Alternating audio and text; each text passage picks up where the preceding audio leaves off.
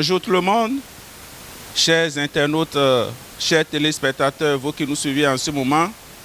Nous vous saluons tous dans le beau et précieux nom de notre Seigneur Jésus-Christ. Nous voici encore ce matin pour partager la parole de Dieu avec vous. C'est le moment de confinement, c'est le moment de Covid-19 où nous ne sommes plus autorisés à célébrer le culte dans nos lieux respectifs. Mais nous remercions le Seigneur qui nous donne cette occasion, à travers ce canal, de parler de Jésus-Christ à toute l'humanité. Prions le Seigneur. Seigneur Dieu notre Père, nous te bénissons, nous te rendons grâce pour ce moment important que tu nous accordes. Parce que tu es Dieu de gloire, Dieu de vérité, Dieu d'amour. L'heure a sonné afin que nous puissions parler de ta parole à cette nation, à tout le monde entier qui nous voit et qui nous écoute. Seigneur, que ta parole les touche au nom de Jésus-Christ. Ceux qui vont écouter cette parole, Seigneur, qui reçoivent une élévation, qui reçoivent une guérison, qui reçoivent une transformation dans leur vie au nom puissant de Jésus-Christ. Nous ne sommes qu'un canal que tu utilises. Saint-Esprit, utilise-nous puissamment pour ta gloire. Au nom puissant de Jésus-Christ, nous avons prié. Chers téléspectateurs, internautes, nous sommes dans le texte du livre de Paul aux Romains, chapitre 5, versets 6 à 11. Je voudrais vous inviter à nous suivre. Je lis ici à partir de ma version. Romains 5, versets 6 à 11. La parole de Dieu déclare ceci. Car lorsque nous étions encore sans force, Christ, au temps marqué, est mort pour des impies. À peine mourrait-on pour un juste. Quelqu'un peut-être aurait le courage de mourir pour un homme qui est bon. Mais en ceci, Dieu prouve son amour envers nous. Lorsque nous étions encore pécheurs, Christ est mort pour nous. À bien plus forte raison, maintenant que nous sommes justifiés par son sang, serons-nous sauvés par lui de la colère. Car si, lorsque nous étions ennemis, nous avons été réconciliés avec Dieu par la mort de son Fils, à bien plus forte raison, étant réconciliés, serons-nous sauvés par sa vie. 11. Plus encore, nous nous glorifions en Dieu par notre Seigneur Jésus-Christ, par qui maintenant nous avons obtenu la réconciliation. Bien-aimés, chers téléspectateurs, chers internautes, vous nous qui suivez en ce moment, le thème sur lequel nous voulons partager cette parole de Dieu avec vous, qui est tiré de ce texte de Paul aux Romains chapitre 5, versets 6 à 11, est intitulé « La réconciliation ». La réconciliation, tel est le thème de notre message. Toi qui nous écoutes en ce moment, chaque homme que Dieu a créé a toute une histoire qui lui est propre. Alléluia. Nul n'est pleinement en paix avec lui-même et avec son histoire. Bien de fardeaux internes pèsent souvent sur leur vie. Ils espèrent toujours un espoir. Mais ces fardeaux font que les relations sont souvent altérées. Relations avec Dieu, relations avec les hommes et relations avec lui-même. Bien-aimé, l'homme a besoin d'être réconcilié car il a été créé pour être en communion avec Dieu et ses créatures. Sans une telle relation, l'homme n'est pas humain. Il a besoin de cette relation justement car le péché l'a aliéné de Dieu et l'a rendu incapable d'être en communion avec son Créateur. Qu'est-ce que nous entendons par réconciliation? Chers téléspectateurs, vous qui nous écoutez. La réconciliation ici consiste à établir un pont. Un pont entre deux parties en conflit, à retourner en une bonne relation, à passer d'un état d'immunité et d'aliénation à un état de paix et de communion. C'est un changement dans la relation entre Dieu et l'homme. C'est donc la restauration d'une relation brisée par le péché. Le péché, c'est un venin mortel. Le péché, c'est ça qui brise la relation entre Dieu et l'homme. Elle se situe au cœur de la doctrine du salut. Par rapport aux autres éléments du salut, qui sont par exemple la rédemption, la justification, le sacrifice, etc. Le livre de Paul aux Romains, chapitre 5, que nous avons lu, du verset 6 au verset 11, je voudrais revenir rapidement sur le verset 9 et 10. Lorsque nous prenons le verset 9 et 10, cela nous montre réellement un parallélisme entre la justification par le sang de Jésus-Christ et la réconciliation avec Dieu par la mort de son Fils sur la croix de Golgotha. Lorsque nous prenons le verset 9,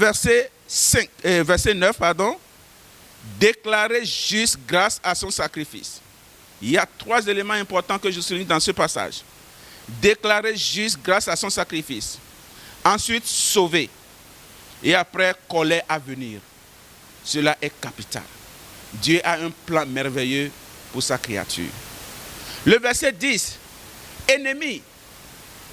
Et ensuite réconcilié par la mort de son Fils. Sauvé par sa vie.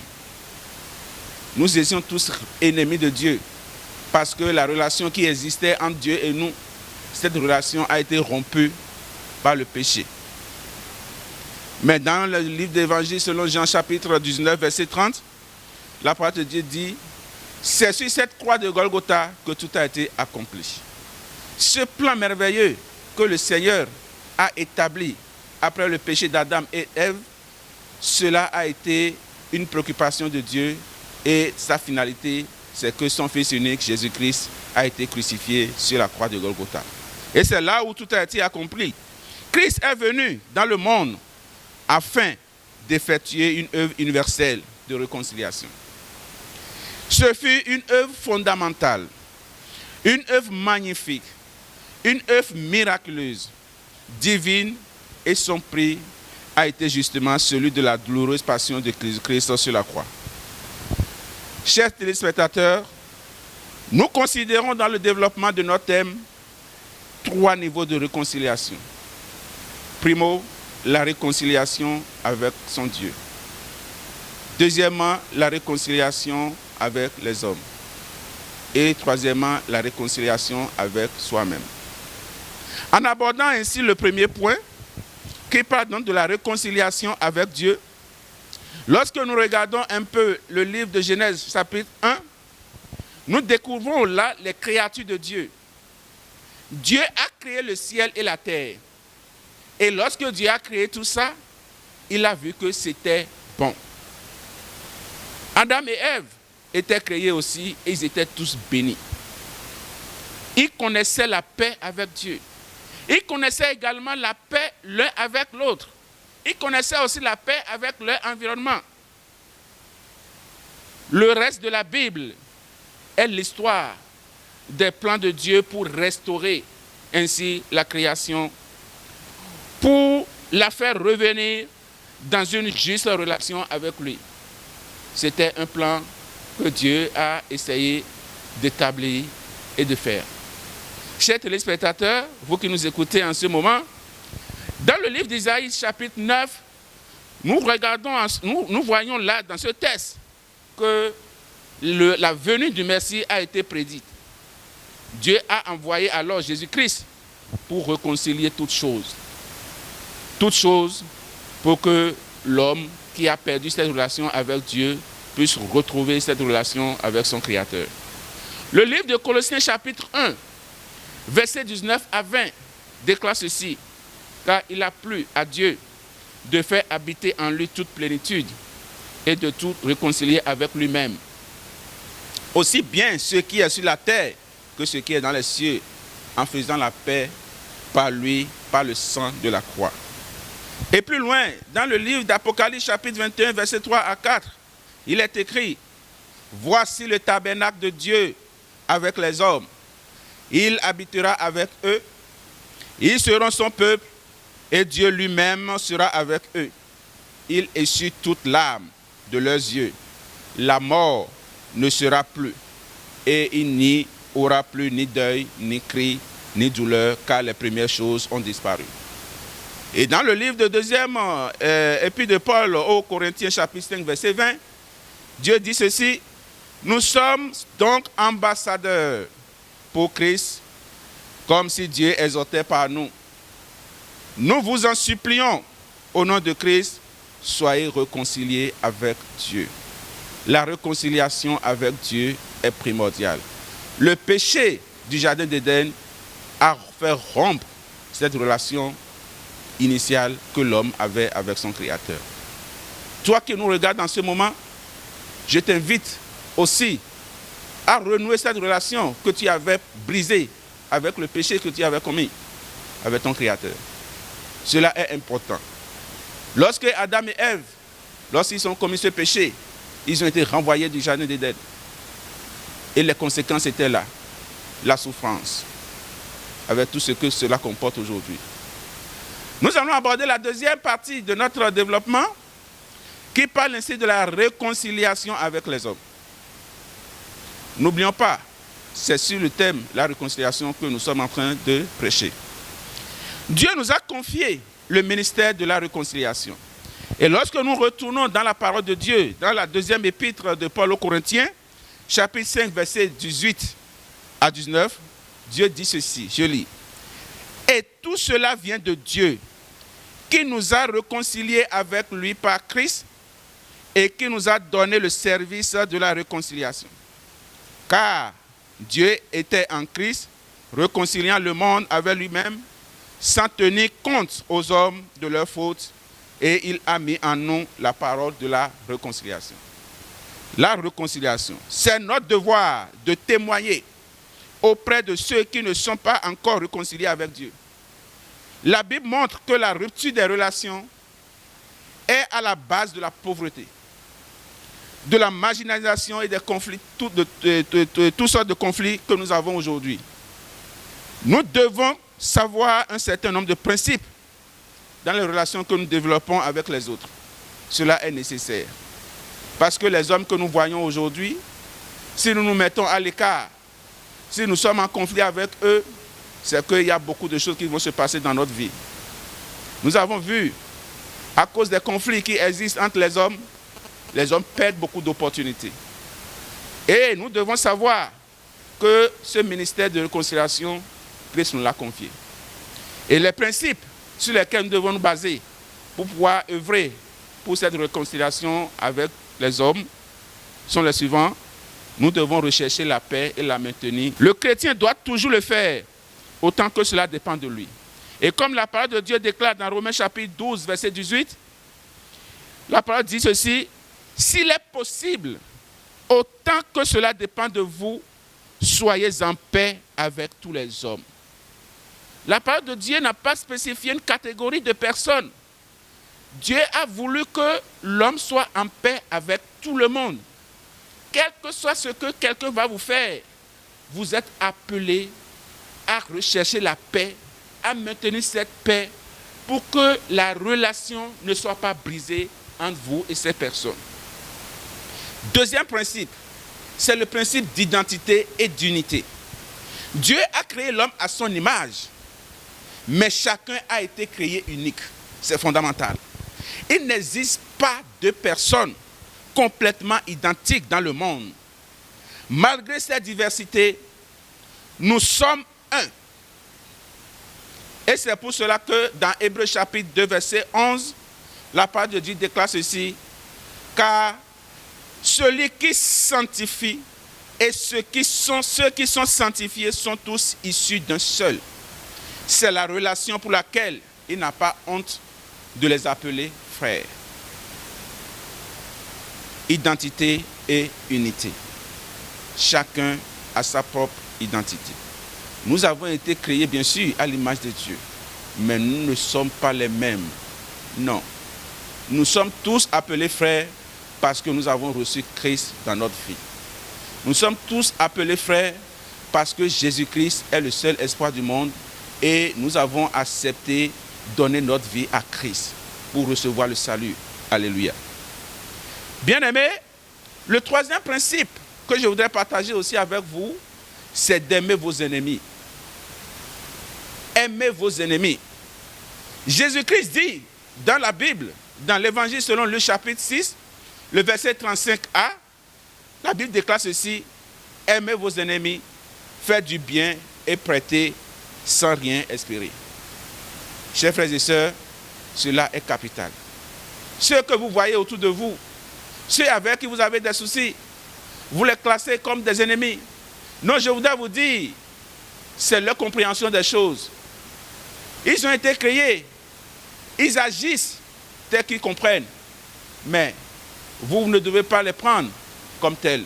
C'est pourquoi le quatrième principe dit, nous devons pardonner les uns les autres.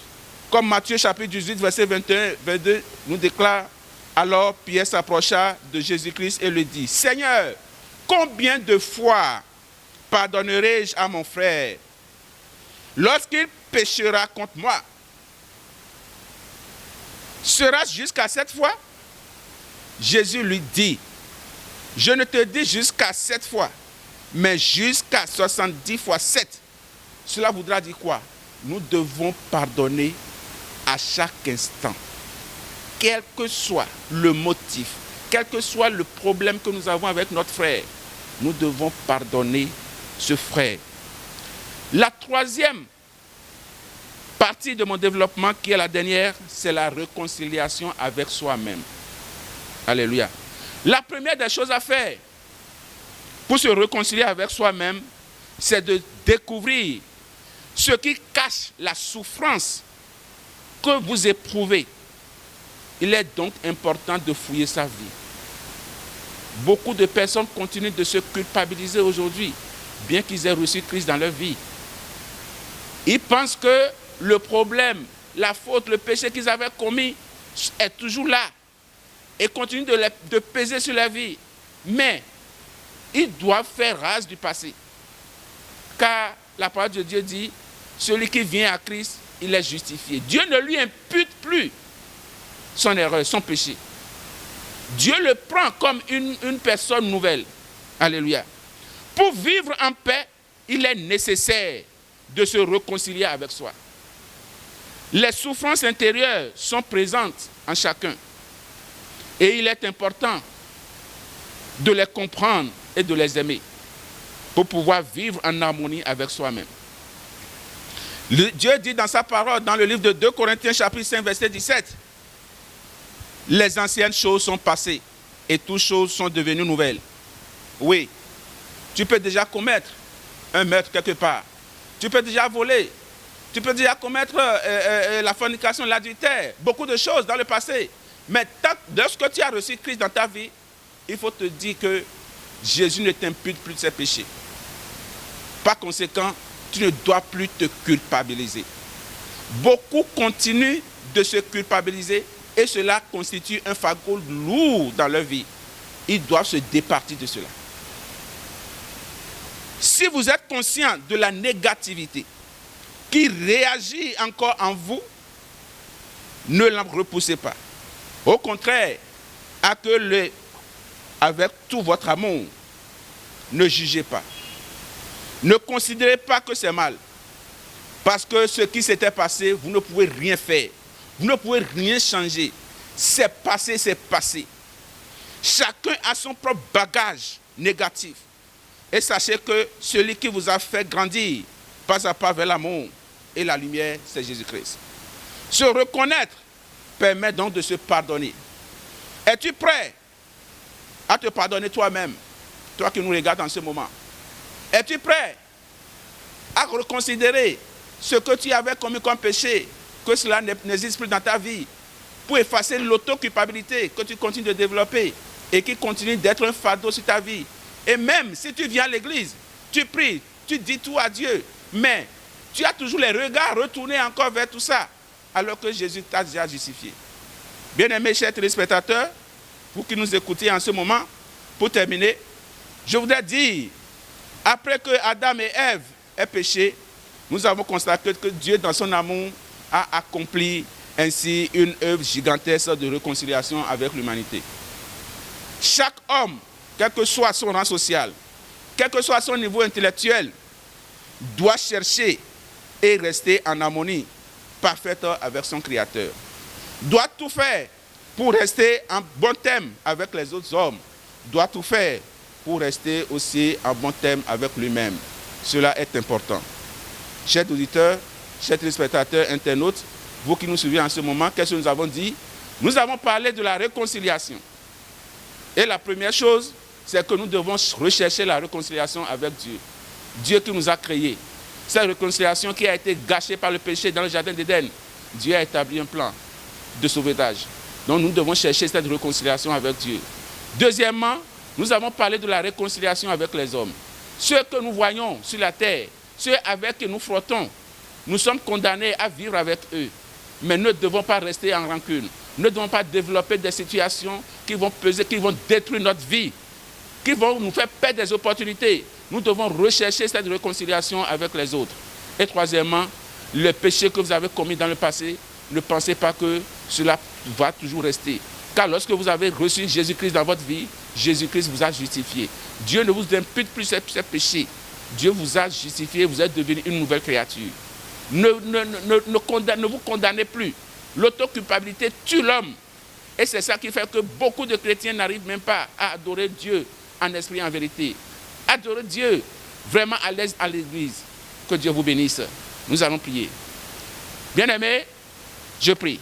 Au nom puissant de Jésus-Christ de Nazareth, Seigneur 3 fois saint, nous te prions, nous te glorifions, parce que tu es Dieu d'amour. Tu as fait cette œuvre gigantesque de réconciliation. Tu as envoyé Jésus-Christ qui est venu sur cette terre. Lorsque Adam et Ève ont gâché cette relation qu'ils avaient avec Dieu par le péché qu'ils avaient commis, tu n'as pas laissé l'humanité comme ça, mais tu as établi un plan de sauvetage. Et ce plan, c'est l'envoi de ton Fils unique Jésus-Christ qui est venu sur la terre.